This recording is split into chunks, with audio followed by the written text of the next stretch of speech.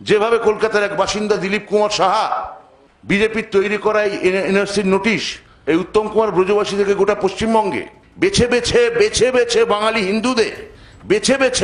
হিন্দুদের হাতে যেভাবে এনআরসির কাগজ ধরাচ্ছেন, মুখে এক কথা বলছেন কিন্তু এনআরসির কাগজ ধরাচ্ছেন হিন্দুদের, বাঙালি হিন্দুদের, যেভাবে হিন্দুদের এরা ছোট করতে চাইছেন, সেই অপমান আর অবসাদ সহ্য করতে না পেরে আজকে দিলীপ কুমার সাহা তিনি আজকে আত্মঘাতী হয়েছেন। তার স্ত্রী আরতি সাহা তার একটি ভিডিওতে তার সাক্ষাৎকারে কান্নায় ভেঙে পড়ে এটা নিয়ে বিস্তারিতভাবে তিনি জানিয়েছেন।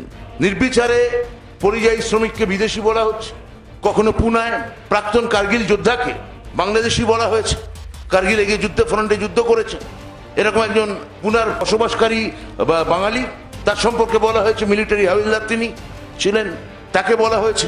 এই যে বাংলা বললে আপনারা খেপে যাচ্ছেন কেন?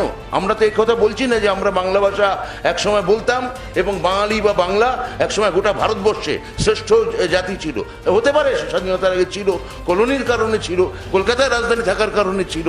আমি বলছি হিন্দি যেমন একটা চমৎকার ভাষা, তামিল যেমন একটা চমৎকার ভাষা, ওড়িয়া যেমন চমৎকার ভাষা, বা মালায়ালাম বা অসমিয়া, আমার ভাষাকে আমার মাতৃভাষাকে এইভাবে আপনারা অপমান করতে পারেন না।